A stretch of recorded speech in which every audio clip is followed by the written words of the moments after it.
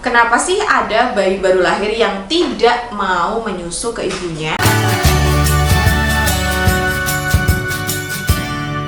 Halo, selamat datang di Kriwil Life, ngobrolin kesehatan bareng aku, Bidan Kriwil. Buat yang belum tahu, aku adalah Oni Kristi, seorang bidan, edukator, konselor menyusui, prenatal yoga teacher, dan juga baby wearing consultant. Nah, hari ini kita akan ngobrolin kenapa sih bayi baru lahir itu kadang-kadang nggak mau langsung menyusu. Nah, penyebab yang pertama itu karena posisi dan pelekatannya yang belum pas. Jadi sebenarnya bayi itu kadang-kadang tidak bisa langsung menyusu ke ibunya. Mereka tuh perlu belajar. Nah, dalam proses belajar ini tentunya kadang-kadang mereka juga nggak langsung mahir gitu ya. Dan kita sebagai ibu juga kadang-kadang tidak langsung mahir untuk menyusui. Jadi bayinya belajar menyusu, ibunya belajar menyusui, dan dalam proses tersebut kadang-kadang pelekatan atau posisinya itu kurang nyaman bagi si bayi. Jadi akhirnya si bayi itu seolah-olah menolak. Nah, solusinya ya kalau seperti ini, usahakan memang sejak masa kehamilan itu ibu sudah belajar tentang bagaimana posisi dan pelekatan yang benar. Dan setelah melahirkan dipraktekkan kembali posisi dan pelekatan yang benar, sehingga proses menyusui ini menjadi proses yang nyaman. Terus juga sabar gitu ya, pelan-pelan, karena butuh waktu juga baik bagi ibu maupun bagi bayi untuk bisa lancar menyusu dan menyusui. Nah, yang kedua itu karena bayinya prematur. Bayi yang prematur atau yang berat badan lahirnya rendah itu kan kadang-kadang harus dirawat di ruangan yang khusus gitu ya, di kamar bayi. Nah, ini sehingga ibu dan bayi itu terpisah kadang-kadang. Nah, ketika terpisah otomatis waktu menyusui secara langsung atau direct breastfeedingnya menjadi terbatas. Nah, hal ini menyebabkan butuh waktu lagi untuk bayi bisa menyesuaikan diri dan belajar menyusu. Selain itu, biasanya kalau bayi prematur itu kan pas lahir mulutnya juga masih kecil, sehingga dia juga butuh waktu untuk menghisap payudara. Makanya tetap sabar, dicobain terus, nanti lama-lama seiring berkembang dan bertumbuhnya bayi, dia akan bisa kok untuk menyusu.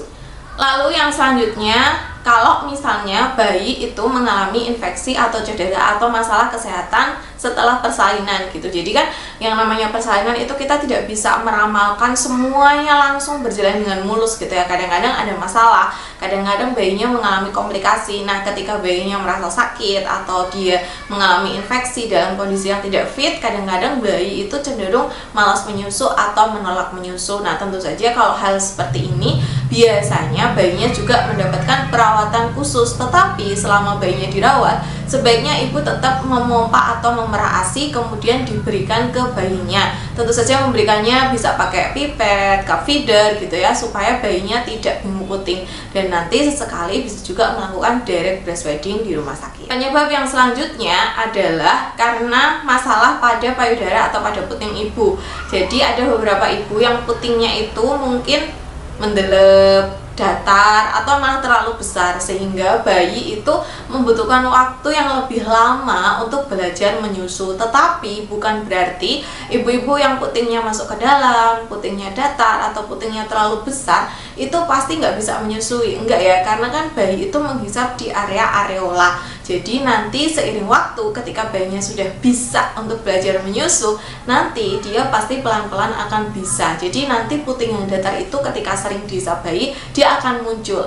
Dan kalau putingnya gede dengan posisi tertentu seperti football hood, nanti bayi juga akan bisa menyusu. Dan lama-lama mulut bayi itu kan juga tambah gede ya. Jadi percayalah, nanti putingmu itu juga akan bisa tetap masuk dan muat di mulut bayi. Nah, yang selanjutnya karena bayinya ngantuk. Jadi kadang-kadang karena bayinya udah terlanjur ngantuk, jadi dia mungkin tampak malas atau menolak menyusu. Sebagian ibu itu ada yang kekeh katanya suruh nyusuin setiap 2 jam sekali sampai di alarm. Sebenarnya tidak sampai harus di alarm seperti itu ya. Jadi 2-3 jam sekali tapi semau bayi. Jadi 2-3 jam itu adalah rentang.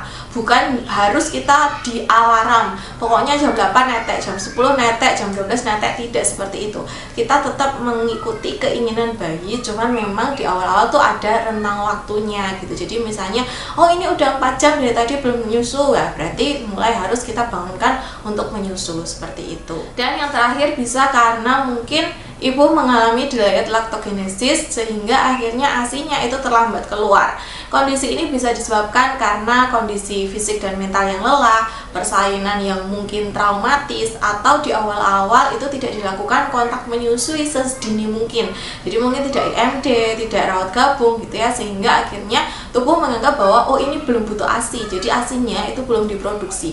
Nah, karena produksi ASI-nya terlambat, jadi bayi kayak wah ini ngisep juga nggak keluar, sehingga dia seolah-olah malas menyusu. Sehingga sebaiknya memang kalau bisa, kalau ibu dan bayinya sama-sama baik, lakukanlah inisiasi menyusu dini, rawat gabung, lalu susui bayi itu sesering mungkin untuk membantu supaya ASI-nya itu tidak terlambat keluar.